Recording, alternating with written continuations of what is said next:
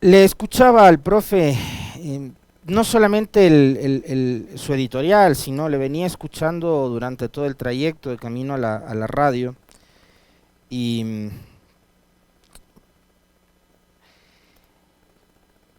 es, es, es una, es una pena lo que estamos viendo como país porque de un día al otro todos los noticieros en el Ecuador, y empezando por este, digamos que es el que yo escucho en la mañana cuando voy en el auto,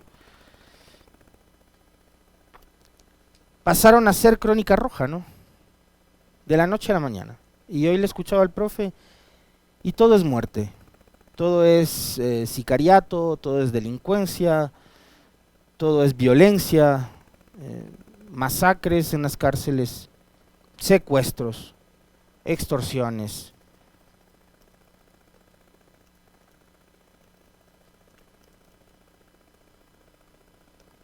Increíble lo que pasa en el país. Y bueno, ayer a propósito de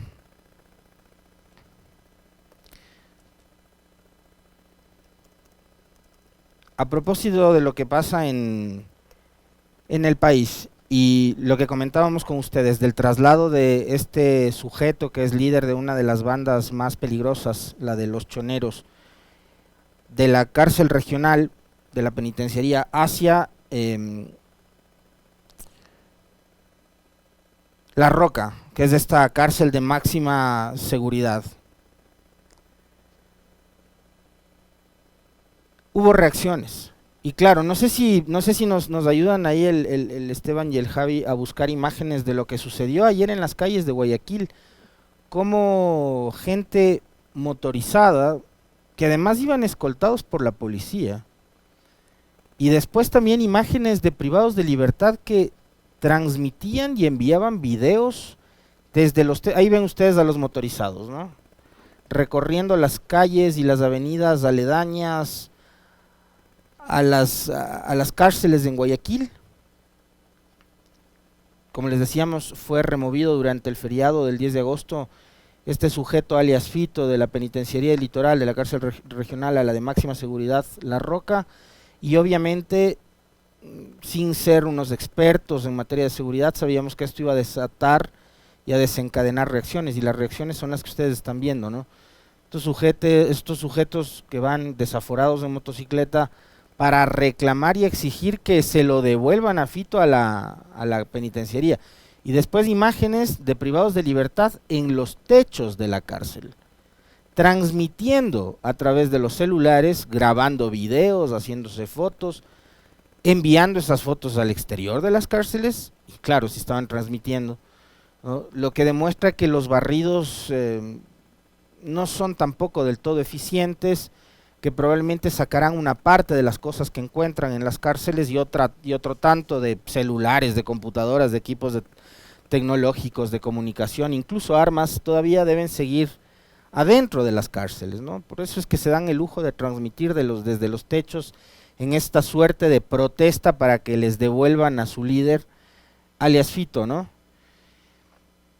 Y muchos usuarios de redes sociales ayer al ver estas imágenes, en su absoluta indignación que además la compartíamos, porque esta es una demostración de fuerza que hacen estas bandas delincuenciales y de criminales. Ahí está, vean ustedes el video de este sujeto que se graba desde la terraza de la cárcel, ¿no? Desde el techo, ¿qué terraza? Desde el techo de la cárcel, enviando mensajes al exterior y que se lo devuelvan a Fito, ¿no? Quieren a su líder en la penitenciaría. Eh, la indignación de los ciudadanos y ciudadanas de ayer en redes sociales era, ¿se imaginan ustedes este grupo de motorizados que militan en una causa, y esa causa es la delincuencia, que están pidiendo el retorno de un líder de una de estas bandas criminales a la comodidad en la que vivía antes en la penitenciaría, donde tenía un colchón de 2 plazas, con ducha eléctrica, con televisión, con su closet para sus cosas, su ropa y tal? Eh, es una demostración de fuerza, ¿no? Y de decirle al Estado, además, ya no solo al gobierno nacional, sino al Estado, de que ellos están en capacidad de movilizarse, de someternos al miedo, porque tienen fuerza. Y claro, mientras ayer se veían, no sé cuántas eran, unas 100 o 200 motocicletas, veíamos cómo iban escoltados por otras 20 motocicletas de la policía, ¿no? O sea, les triplicaban el número. Esta imagen es espantosa. Y yo me refería a la indignación de algunos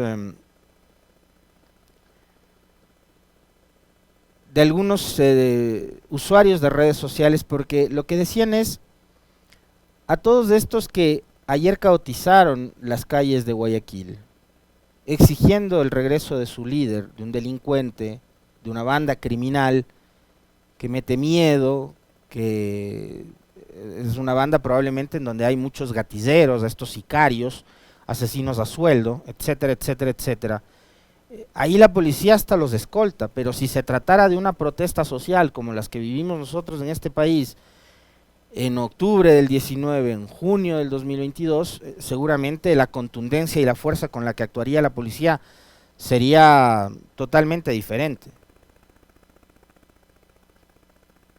Pero claro, los manifestantes durante la protesta social no están pues cargando granadas, ni pistolas, ni armas recortadas, ni fusiles de largo alcance, ni no sé qué. Uno ya hasta se vuelve experto, ¿no?, en apariencia con respecto del tema de armas, porque eso es lo que estamos leyendo todos los días en nuestro país. Y resulta que cuando hay protestas sociales, ahí sí la Policía Nacional sale con tanquetas, sale con los blindados, salen por cientos las motocicletas, la caballería, en fin. Actúa de una manera totalmente diferente la policía. A ratos con una fuerza que es desmedida.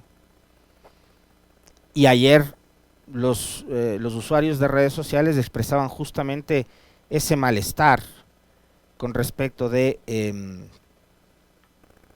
la actuación de la policía en unos casos y en otros, como este que estamos viendo de lo que sucedió ayer en las inmediaciones de las cárceles de Guayaquil, donde estos delincuentes estaban exigiéndole al gobierno nacional y al Estado que trasladen nuevamente a alias Fito hacia la penitenciaría. Alias Fito, que fue señalado en los últimos días por Fernando Villavicencio como uno de los personajes de quienes habría recibido amenazas, ¿no? Y ya vamos a hablar más adelante nuevamente del caso de Villavicencio.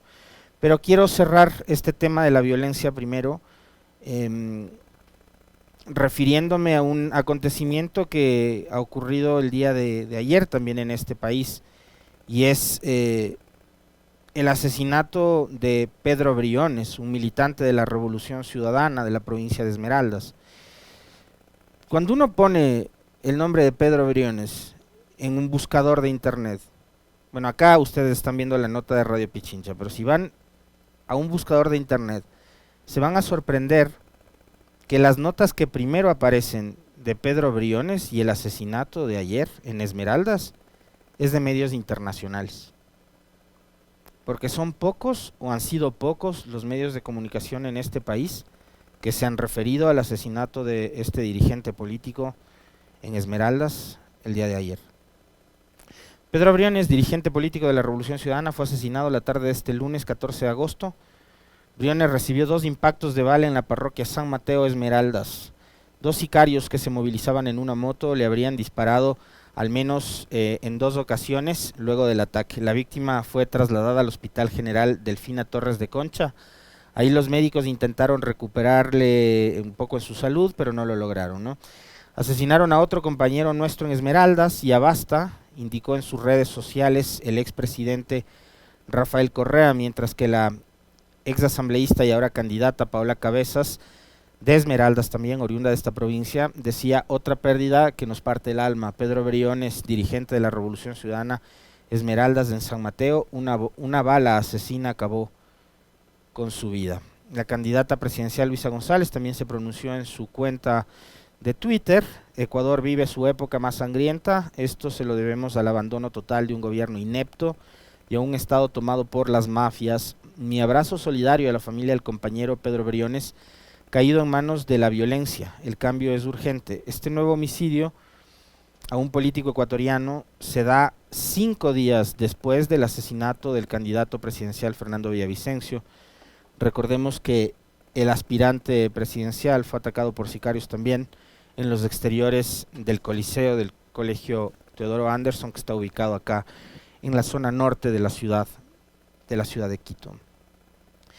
Y claro, parecería que para el gran aparato mediático de este país hay unas muertes que duelen más que otras, o hay algunas vidas que también valían más que otras, y parecería también que vamos cayendo en ese juego perverso de tratar de normalizar este tipo de hechos de violencia que antes a ustedes, a nosotros, a cualquiera en este país podían alarmarle o podían asustarle, porque eran cosas que no habíamos vivido, porque eran cosas totalmente ajenas a la cotidianidad, pero que ahora se están convirtiendo en asuntos del día a día, ¿no? Entonces, daría la impresión de que ya más bien tenemos que irnos acostumbrando a este hecho, pero no, no es así, y les voy a decir cuál es la preocupación, que obviamente no la tengo solo yo, sino que seremos muchos los ecuatorianos que tenemos esa inquietud, tomando en cuenta de que estamos hoy 15 de agosto,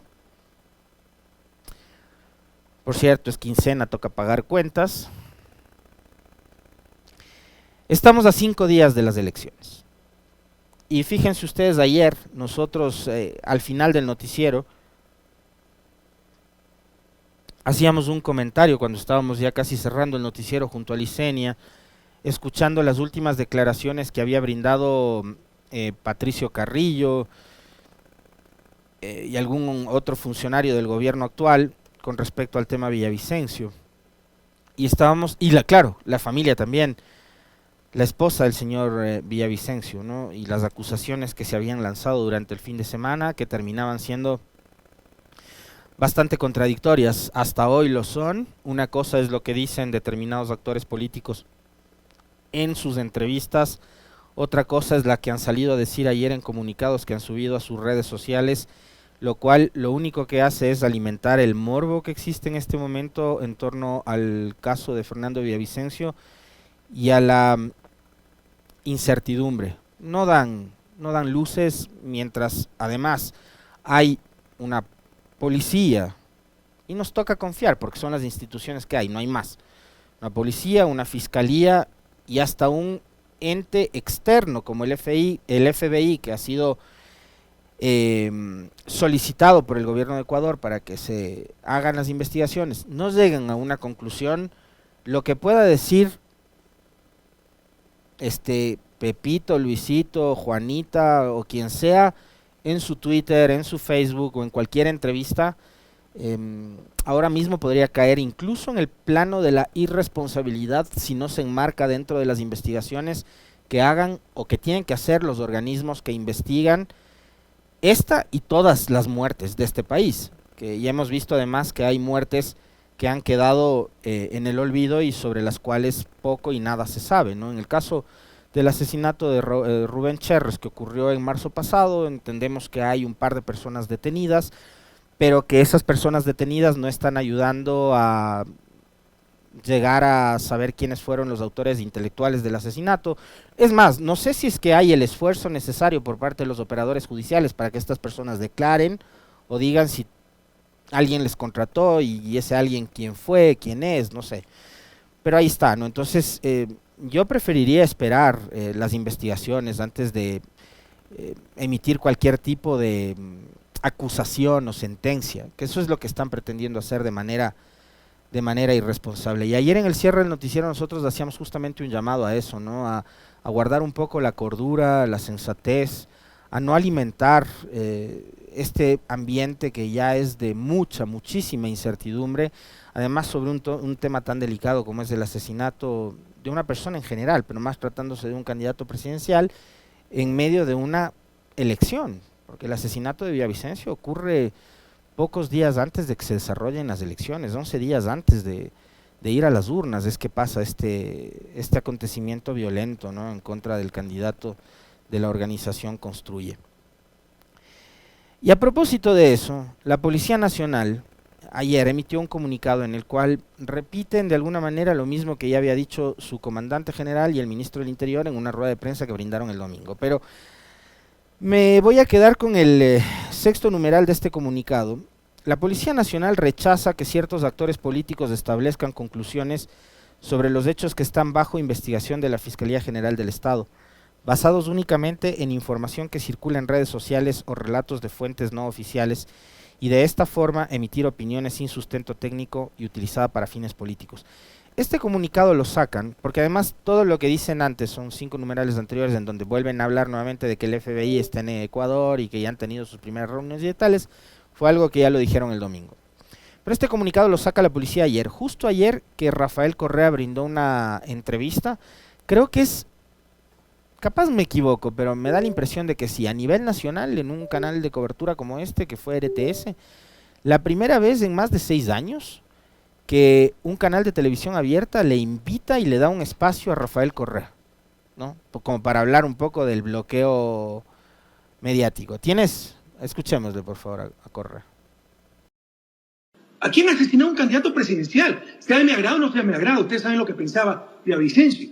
Además, es la continuación de una serie de asesinatos políticos. Hace 2 semanas asesinaron al alcalde de Manta, han asesinado a concejal, han intentado asesinar a otros alcaldes, destrozaron el país. En el caso concreto del asesinato de Villavicencio, no me queda la menor duda, abran los ojos, están encubriendo algo muy grave. No me queda la menor duda que es un complot y está involucrada la policía. No es posible, yo conozco de esto, he tenido seguridad, que embarquen a una persona en un carro donde no está el chofer. La persona, el VIP, very important person, la protegida, se embarca al último, tal vez penúltimo. Al último se embarca el que lo acompaña y se embarca de copiloto y siempre la persona protegida atrás del copiloto. Aquí lo embarcan solito y sin chofer. Quiere decir que estaba preparado el asesinato y lo sabían. Lo sabía la seguridad, lo sabía la policía. No solo eso. Ahora se conoce, hay declaraciones del guardaespaldas de Villavicencio, que había llegado con el carro blindado, pero se equivocó de puerta y estaba en la parte de atrás y dijo, ya voy a la puerta de adelante, y llega 2 minutos después del atentado. Si saben que el carro blindado está ahí, ¿por qué no esperaron 2 minutos? Pero para mí es más claro que el agua. Esto es un complot y necesariamente con vinculaciones de la policía. No puede ocurrir de otra forma. Por último, no se encuentra el celular de Villavicencio. ¿Qué están ocultando? Mira a Carrillo, que sale nervioso durante el evento y sale por la parte de atrás y él sí en carro blindado. Esto es como los detectives. ¿A quién beneficia el asesinato? Villavicencio estaba de 4º o 5º puesto, ¿no? Muerto era más valioso que vivo para proteger los intereses de cierta gente. María Paula Romo, su brazo derecho Carrillo, y el brazo derecho de Carrillo, que es el general Salinas, comandante de la policía. Y ahí tendrá la respuesta. Pero lo de Villavicencio es un complot, pero un complot evidente. Lo que dice Correa en esta entrevista en RTS, que como les decía es una entrevista que un canal de televisión abierta le abre el espacio a Correa después de 6 años. A veces puedo tener mala memoria, pero les invito a que ustedes también hagan memoria conmigo y vean si es que en alguno de los canales de televisión abierta durante todo este tiempo alguna vez le entrevistaron a Correa. Yo no recuerdo, y eso es parte también del bloqueo mediático, porque acá cuando Moreno pacta con todos los medios de comunicación y después con la banca, lo que hacen de entrada es bloquear mediáticamente no solo a Correa, sino a todo lo que tenía que ver con la Revolución Ciudadana y con el correísmo. Les cerraron espacios, 0 invitaciones a televisión, a los grandes periódicos, medios digitales, los grandes, ¿no? Negado el espacio. Los que tanto hablan de democracia, etcétera, etcétera, y de libertad de expresión, bueno, acá fue un esfuerzo conjunto que hicieron para impedir que Correa ejerza su libertad de expresión y que sus seguidores también ejerzan su libertad de expresión. Entonces no había invitaciones, ni a Correa ni a sus seguidores o simpatizantes para que hablen en los medios. Pero lo que dice Correa no es más ni es menos de lo que desde la propia noche del miércoles 9 de agosto en que ocurre el asesinato de Villavicencio han dicho sus propios familiares. De hecho, la primera que habló de esto fue la hermana de Villavicencio, que responsabilizó directamente al gobierno y a la policía, al equipo de seguridad. Después fue su tío, y después denunciaban que no les dejaban ver el cuerpo. Y Correa da un detalle que ayer se me había olvidado a mí mencionarlo, cuando decimos que estuvo desprovisto de protección en un costado del carro, de que, o sea, le suben tiene tal nivel de riesgo Villavicencio, pero le suben al carro y resulta que el carro se queda parqueado. O sea, no había un chofer que arranque, ¿no? Porque si estaba el chofer ahí en el volante y se te para un sicario al frente, el chofer tenía que haberse ido con todo, ¿no? Pero no había chofer, no había acompañante, o sea, le encerraron a Villavicencio solo en el carro. Y los sicarios desataron ahí una ráfaga de balas.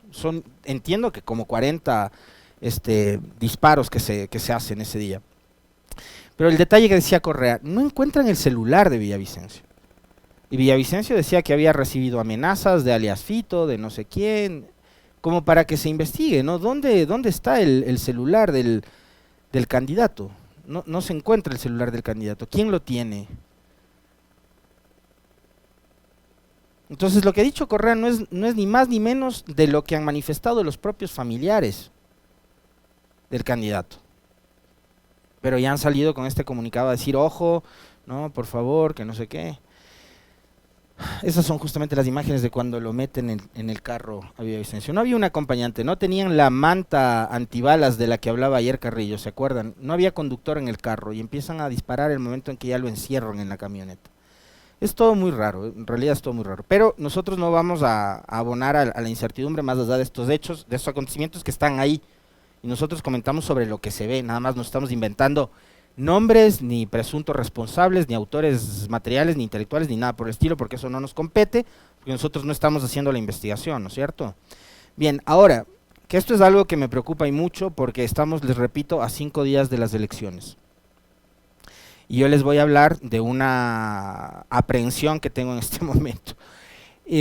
Ayer, uno de estos pasquines digitales, que cuando Villavicencio fue asambleísta le daban mucho espacio y que se han dedicado mucho a hacer política, que es La Data.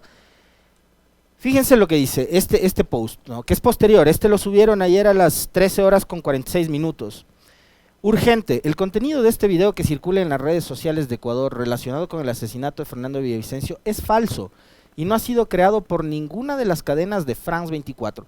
Bueno, este tweet de La Data, déjalo nomás ahí en pantalla para que la gente lo vea y les identifiquen muy bien, porque este es un llamado de atención a ustedes para que se informen a través de medios de comunicación formales, de medios de comunicación que buscan la verdad, pero para llegar a esa verdad primero contrastan la información, verifican la información y no publican el primer video editado, cortado, mutilado o fotografía editada que encuentran en redes sociales.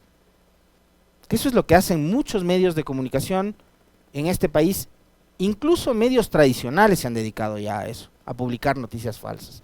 Periodistas que tienen una enorme trayectoria, que son periodistas de investigación y ahora hasta candidatos presidenciales también se dedican a publicar noticias falsas, videos falsos.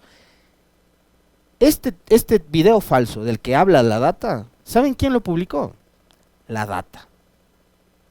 Y en este tweet que ustedes acaban de ver, se olvidan de decir que los que publicaron el video falso fueron ellos. ¿Y saben qué habían hecho? Cogieron imágenes de las tantas notas que saca France 24 sobre la cobertura del asesinato de Villavicencio y se inventan una locución en francés con subtítulos que son los que ustedes están viendo en la parte superior, en donde afirmaban en este video que los sicarios que están hoy detenidos, de estos 6 o 7 colombianos detenidos en Ecuador, habrían recibido llamadas desde Europa con órdenes para asesinar a Villavicencio. Eso fue falso.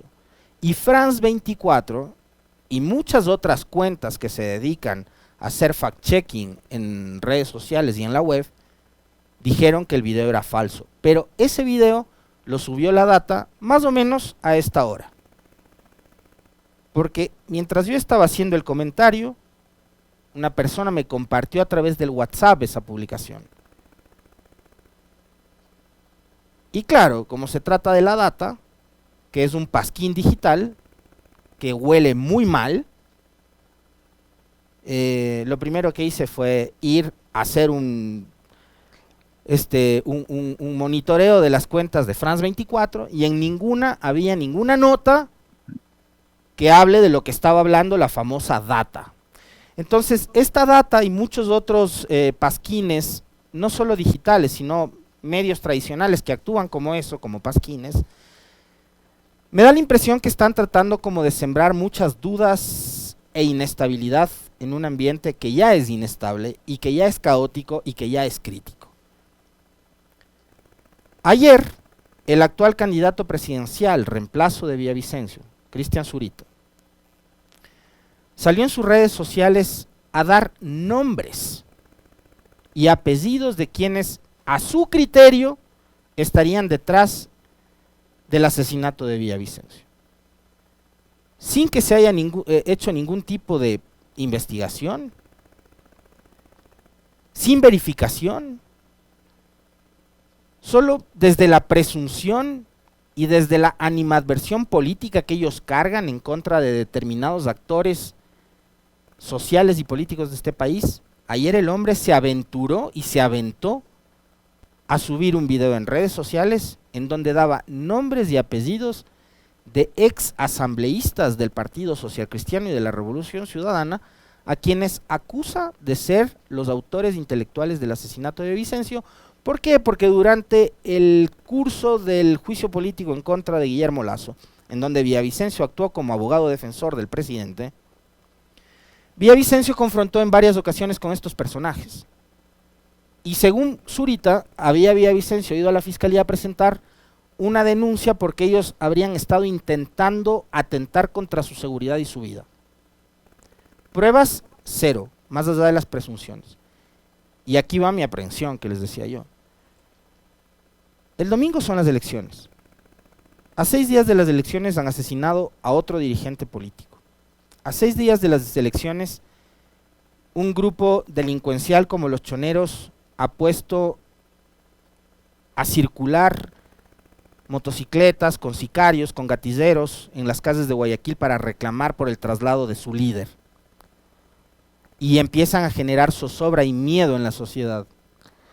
A 9 días de las elecciones asesinaron a un candidato presidencial. Ayer, mientras estos delincuentes circulaban por las calles de Guayaquil, en Guayaquil quemaban camiones, quemaban trailers y quemaban buses. Esto pasa a 6 días de la elección. Hoy estamos a 5 y de aquí al domingo pueden ocurrir muchísimas cosas. Y voy a citar una frase del presidente Lasso a la medianoche de aquel miércoles 9 de agosto, porque se demoró tanto, ¿no? El asesinato ocurrió a las 18 horas y Lasso salió a hablar pasada la medianoche de aquel miércoles. Y desde ahí yo no lo he escuchado decir media palabra a Lasso, ni sobre lo que pasa en las cárceles, ni sobre las investigaciones en torno al crimen de Villavicencio, ni sobre el fallido, la fallida compra de chalecos para la Policía Nacional, ni nada. Sí saben que ya se cayó la compra de chalecos, ¿no?